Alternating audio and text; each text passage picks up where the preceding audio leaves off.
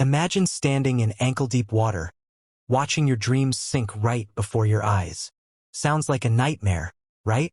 Well, that was my reality when Karen Peton's HOA decided to demolish my $40,000 sailboat, a Catalina 38 that I poured my heart and soul into restoring. For 3 years, it was my therapy, my escape, my second chance after losing my wife. And now it was gone. All because Karen said it was an eyesore that hurt property values. Hi, I'm Garrett, and today I'm sharing a wild tale of revenge, resilience, and the fight for justice against a tyrannical HOA. This isn't just about a boat. It's about standing up for what's right. So grab a snack, hit that subscribe button, and let's dive into this crazy story. I was standing there, surrounded by debris, when Karen sauntered down to gloat. "Feeling better now, Garrett?" she asked, clearly expecting tears or rage. But little did she know, I had a trump card in my pocket that would change everything. 3 weeks prior, I stumbled upon something monumental in my late Uncle Robert's papers. Sorting through the usual nautical paperwork, I found a thick folder labeled Lighthouse Cove Marina Corporation.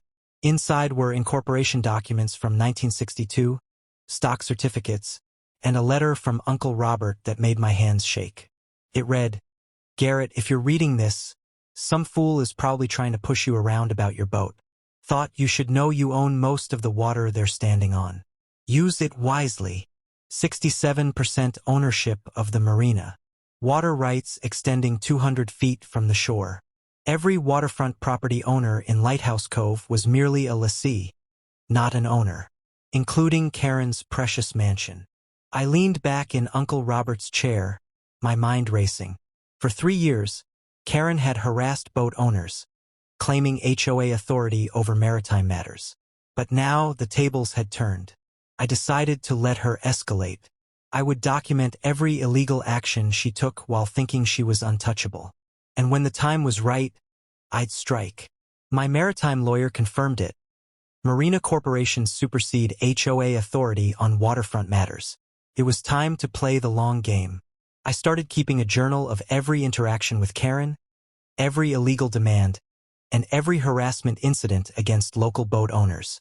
I knew I had to build a solid case. I was determined to wait for the perfect moment. But as the days passed, the tension mounted. I received a final warning from Karen about my yacht, and I knew she was planning to demolish it. But I was ready to let her make the first move. 3 days after my discovery, Karen made her first real move. She showed up at my dock with a clipboard, measuring tape, and her cousin Eddie, who was apparently the HOA's newest marine assessment specialist. The comedy of their inspection was almost too much to handle. Eddie, wearing golf cleats, was measuring my boat while causing a racket with every step. Karen beamed, thinking she had found the smoking gun. But I knew it was all part of her game. 2 days later, the violation notice arrived. Daily fines of $150 until my yacht met community standards. But instead of feeling defeated, I felt a thrill. I was building my case. I hit the county courthouse, digging through marina lease documents and property boundaries. Uncle Robert's papers showed our dock lease extended 200 feet into the water, well beyond any possible HOA jurisdiction. I was preparing to file formal challenges with the State Harbor Commission. As the news of my challenge spread, the fishing community rallied around me. They had their own stories of harassment. I was no longer alone. This was becoming a movement. The story made headlines, and suddenly, Karen was under pressure. The more I documented her illegal actions, the more emboldened I felt. It was a classic David versus Goliath situation, and I was ready to fight. Then came the call that changed everything. The county assessor's office had found significant irregularities with Karen's property tax claims. It was time to turn up the heat. I was loading my gear for a weekend trip when I got the call. "Garrett, you need to get back here now. They destroyed your boat." The drive home felt like a lifetime. My heart raced as I imagined the destruction. I pulled into my driveway to find my sailboat reduced to splinters. $40,000 of dreams scattered across the harbor. And there was Karen, glass of wine in hand, surveying her handiwork. She actually waved at me. I felt fury building inside me, but there was also satisfaction. Karen had just committed multiple felonies on water she didn't own. I started taking photos, documenting every piece of debris and every oil slick. Within an hour, I filed police reports for destruction of property. My yacht was completely seaworthy, and the demolition company had no permits.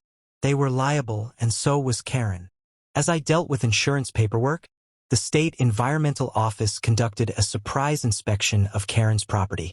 The timing was perfect. They found unpermitted dock modifications and illegal runoff affecting protected shellfish beds.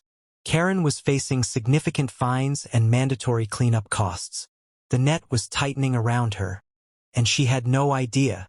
The community began to rally around me. They saw Karen's true colors. The local news covered the story, and suddenly, it was more than just my battle.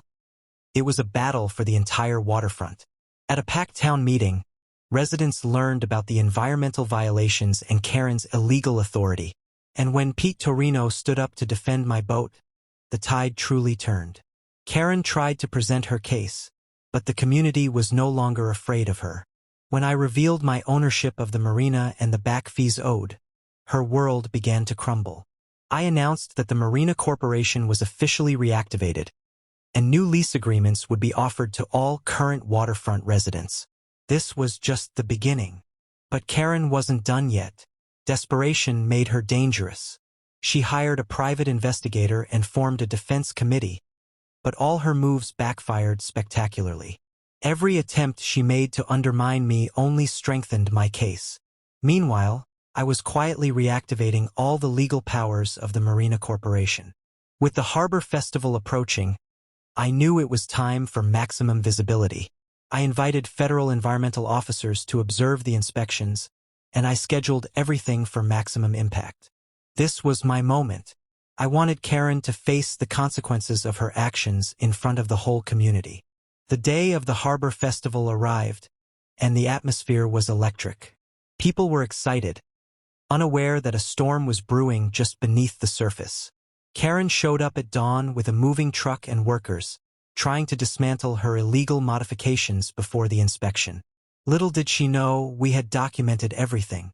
As the inspections began, the local and federal officials arrived. Karen's panic was palpable. She was losing control in front of everyone.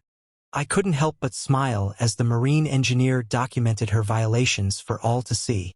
It was the perfect culmination of my long fight. And then it happened. In a moment of pure poetic justice, Karen's oversized boat lift collapsed, sending her yacht plunging into the harbor. The crowd gasped, and cameras rolled capturing the moment. Her boat sank, leaving behind an environmental disaster that required immediate action. It was the ultimate turn of events. As cleanup crews mobilized, Karen faced new federal charges for creating an environmental hazard. The community gathered, celebrating the end of her reign of terror. This was more than just about my boat. It was about every boat owner who had suffered at her hands. Justice had finally been served. 6 months later, the harbor sparkled in the sunlight. Karen was serving time, and her husband's business faced scrutiny. The community had reclaimed their waterfront. The Uncle Robert Maritime Heritage Fund was thriving, funding scholarships for local kids pursuing marine careers and restoring the harbor. This journey taught me that sometimes the best revenge isn't about personal victory. It's about building something better. A place where boats bring people together, not drive them apart. Thank you for joining me on this incredible journey. If you enjoyed this story, please like, share, and subscribe for more adventures. And remember, the fight for justice is always worth it.